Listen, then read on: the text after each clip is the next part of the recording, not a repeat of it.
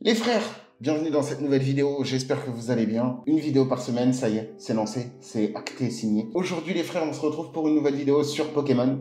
Vous avez été très nombreux à me demander un petit update, une petite mise à jour de mon aventure dans ce beau domaine qu'est Pokémon. Vous êtes très nombreux à vouloir savoir si oui ou non j'ai perdu de l'argent, si j'en ai gagné, est-ce que j'ai encore des boîtes. Donc on va pouvoir parler de tout ça.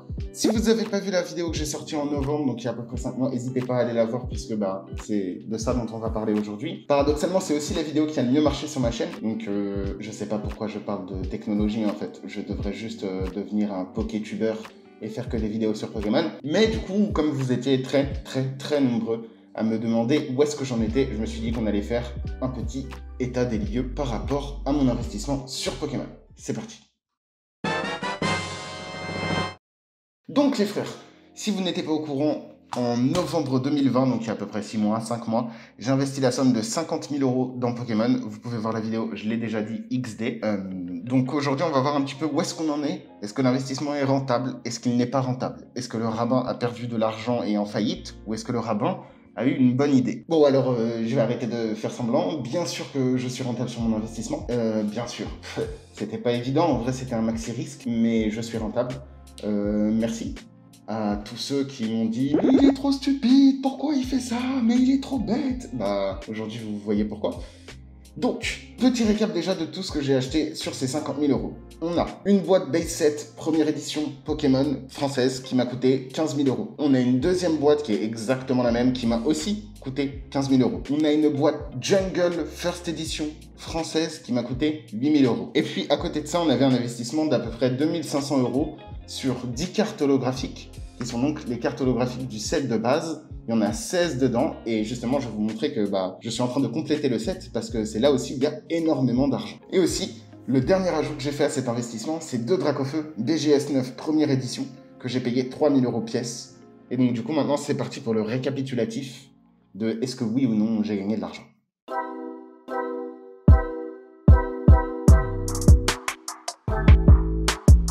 Déjà, on va commencer par les Dracofeu. Je les ai payés 3 000 € pièce, je les ai revendus 6 000 € pièce. Donc on est à plus 6 000 € sur les 50 000 investis. C'est déjà ça de récupérer. Maintenant, par rapport au base set. Donc la boîte iconique, la première génération de Pokémon, Dracofeu, Tortank, Florizarre, tu kiffes, c'est les Pokémon de base. C'est ce qui vaut le plus cher, quelle que soit la langue dans laquelle tu collectionnes. Et donc du coup, cette boîte-là, moi je l'ai payée 15 000. J'en ai eu 2, donc je les ai payés 30 000 en tout. Je sais pas si vous avez vu, mais Yamichouk a sorti une vidéo, il l'a payé 50 000 € récemment. Donc 6 mois après, le prix a fait plus de x3. Donc mon investissement initial de 15 000 € aujourd'hui en vaut 50. À savoir que je suis intimement convaincu que d'ici la fin de l'année, ça ira à 100 000 € par boîte. Pour tous ceux qui se posent la question, est-ce que oui ou non j'ai vendu mes boîtes? Je n'ai rien vendu. J'ai juste coffré ça dans un lieu sécurisé, parce que bon, quand tu arrives à avoir une somme à 6 chiffres en Pokémon, bah voilà quoi, c'est juste par acquis de conscience, je me suis dit que j'allais stocker ça quelque part dans une banque, de façon à avoir aucun problème, et surtout pour pouvoir conserver le bon état des cartes.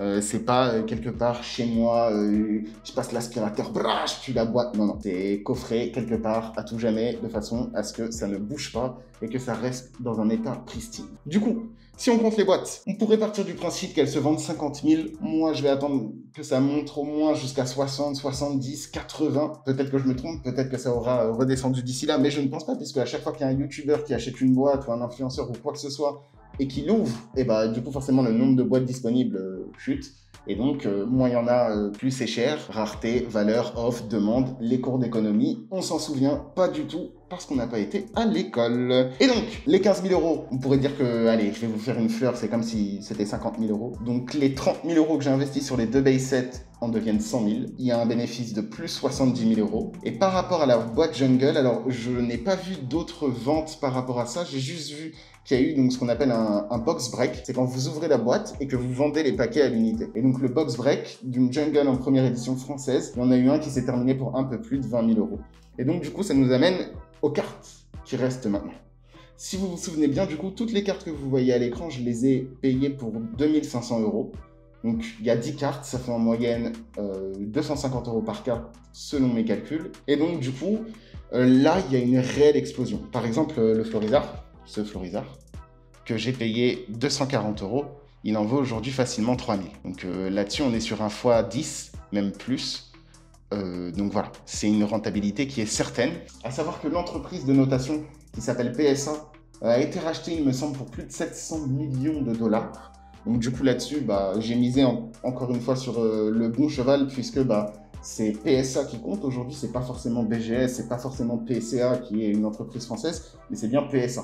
C'est ça que les gens achètent, c'est ça que les gens vendent. Donc quand on voit ta carte, ça prend du temps déjà maintenant, ça coûte très très cher. Et donc si tu as un PSA 1, ça veut dire que ta carte, elle est qualité vraiment Dieu préserve. Et tu veux pas la toucher avec un bâton, elle est passée à la machine à laver, ton petit frère il l'a mangé, ton chien il l'a mangé, tout le monde a mangé la carte. Et si tu as un PSA 10, elle est parfaite. C'est que, voilà, grâce à Dieu, ta carte est parfaite, elle est immaculée, elle est pristine, et donc du coup c'est un PSA 10. À savoir qu'entre PSA 9 et PSA 10, les prix peuvent tripler, voire même quadrupler. Donc, sur toutes les cartes que vous avez vues là, j'avais 10 holographiques. Moi derrière, je me suis débrouillé pour essayer de compléter le set. Aujourd'hui, j'en ai 14. Il m'en manque encore 2, puisqu'il y en a 16. Il me manque Tortank et il me manque Le Vénard en PSA 9. Et une fois que je les aurai, j'aurai donc le full set de base, première édition français en PSA 9. Et ça, écoutez, depuis 6 mois, il n'y en a pas eu vraiment beaucoup à vendre sur le marché. Et les estimations que j'ai eues sont donc d'à peu près 30 à 40 000 euros starting price pour cette collection. Donc, si vous avez bonne mémoire, j'avais acheté 10 cartes au philatéliste. Il en manque donc 6 pour pouvoir compléter le full set. J'ai réussi à obtenir un Tartare, j'espère que ça focus, en PSA 9 pour la somme de 300 euros, ce qui est donc une belle offre, un bon prix, pardon. J'ai réussi à obtenir un Raichu PSA 9 pour la somme de 400 euros, donc là aussi très belle affaire. J'ai un Elector qui arrive, qui est perdu dans la matrice du Covid entre la Thaïlande, les États-Unis, la France, la Chine, et qui du coup, lui, j'ai payé 500 euros en PSA 9. Et j'ai aussi acheté un Dracofeu en PSA 9, première édition en français. Cette carte-là m'a coûté 5000 euros. Je l'ai achetée il y a un mois, très exactement. Et elle en vaut aujourd'hui entre 10 et 12 000 euros. Donc rien que là-dessus, déjà, il y a une somme à 5 chiffres, il y a une très belle carte. Et donc, quand vous complétez l'intégralité du set, et que vous avez les 16, vous pouvez prétendre à un prix entre 30 et 40 000 euros. Donc là-dessus, on est sur une rentabilité violente, et du coup, ça va valoir 30 à 40 000 euros lorsque j'aurai récupéré les 2 dernières cartes qui sont le Tortank en PSA 9 et le Vénard en PSA 9. Donc les frères, récapitulatif. Les 2 boîtes que j'ai payées, base set, 15 000 euros, j'en ai payé 2, ça fait 30 000 euros. Mathématiques, on adore. Plus la jungle, 8 000 euros, ça fait 38 000 euros dans les boîtes. Si je revends les boîtes aujourd'hui, on part du principe, donc je vais prendre le prix qui est le plus récent de 50 000 euros, même si j'en veux un meilleur prix, comme je vous le disais.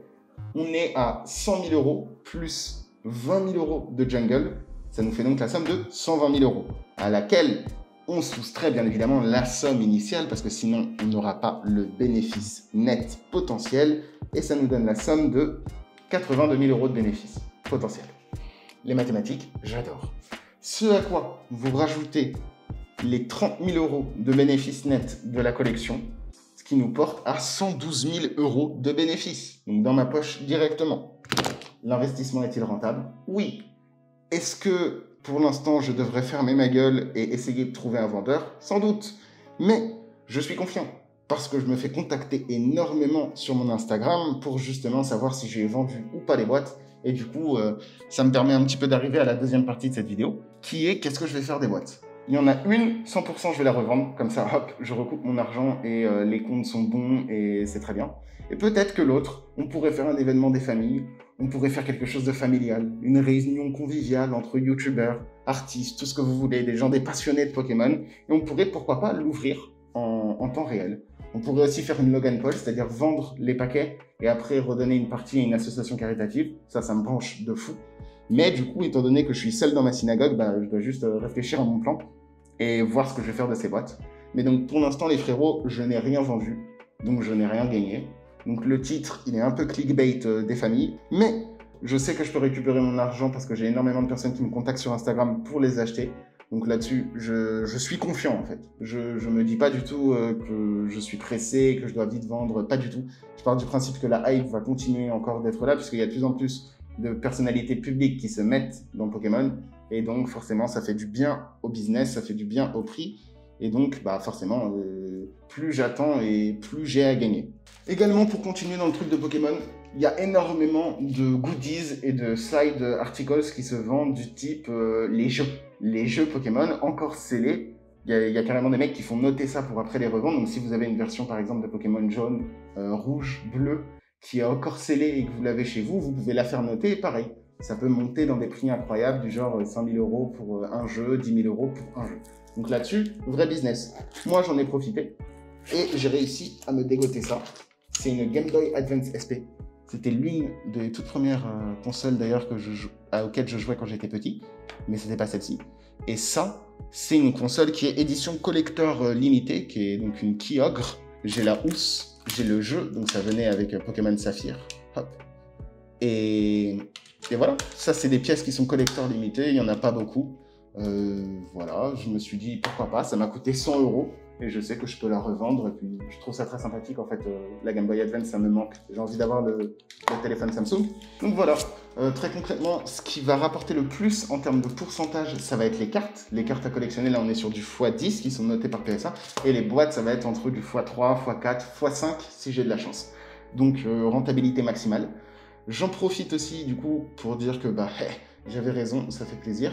Il y a plein de personnes qui, dans la vidéo originale, puisque c'est celle qui a mieux marché sur ma chaîne, je sais pas pourquoi d'ailleurs, on est presque à 500 000 vues sur la vidéo, c'est juste une folie. Il y a plein de personnes qui m'ont dit « Ah mais Rabin, tu es fou, tu aurais pu acheter une AMG avec ». Mais frérot, le but de l'argent, je vais me répéter, mais c'est soit d'en gagner plus avec cet argent, soit tu le dépenses et tu kiffes. Là, ton AMG, je peux l'acheter 2 fois, en fait. Donc mon investissement, il a pris en valeur, tandis qu'une voiture, à partir du moment où tu mets le contact et que tu démarres, tu perds 10%, 20%. Une voiture, c'est pas quelque chose qui cote, sauf si c'est une voiture rarissime ou avec des modèles qui sont très particuliers, mais je m'y connais pas, donc je vais pas parler. La seule chose que je sais, c'est que j'ai bien fait d'acheter ça et pas une AMG, frérot. Parce que, maintenant je peux en payer 2, ou alors je peux essayer de rouler en Ferrari. Du coup, vraiment, expérience très rentable.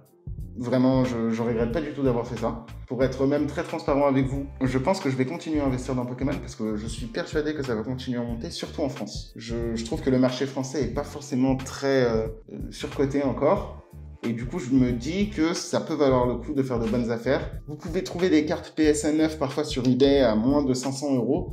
Savoir que, voilà, ça monte, ça peut monter très facilement. Bien sûr, la carte la plus chère, c'est le Dracofeu, PSA 9. Donc, comme je vous disais, prix de revente entre 10 000 et 12 000 €. Si c'était un PSA 10, ça vaut 50 000 €. Donc, j'ai la haine, parce que j'aurais pu essayer d'avoir un 10. Peut-être qu'il y a des Dracofeu PSA 10 dans les boîtes que j'ai, mais peut-être que je ne le saurai jamais si je les vends. Du coup, voilà, je suis partagé entre l'envie de 1, vendre et gagner un max d'argent, 2, potentiellement faire un live sur YouTube incroyable, phénoménal, historique, dans lequel on reverse de l'argent à une association. Il y a une association de youtubeurs qui kiffent autour d'une même passion et peut-être que on fait un truc très sympa. Je sais pas. Écrivez-moi en commentaire ce que vous pensez que je devrais faire. Est-ce que je vends tout de suite? Est-ce que j'attends? Voilà. Éclairez ma synagogue, les frères, parce que je ne sais pas quoi faire. Voilà les frérots, c'est la fin de cette vidéo. Attrapez-les tous. Moi, je suis en train de tous les attraper. Faites attention quand même, juste, c'est pas un Eldorado. Vous n'allez pas devenir riche là, comme ça, parce que vous faites un all-in dans Pokémon. J'ai eu de la chance et du flair de m'y mettre il y a 6 mois. Peut-être que dans 6 mois, ça aura dégringolé de fou. L'avenir nous le dira. Mais personnellement, je pense pas. Et je suis très serein dans mon investissement. Je vous embrasse fort. N'hésitez pas à liker cette vidéo, vous abonner, partager, commenter. Tu lances ta Pokéball, tu fais tout ce que tu veux sur la vidéo. Voilà les frérots. Force à vous. On se retrouve bientôt pour une nouvelle vidéo des familles.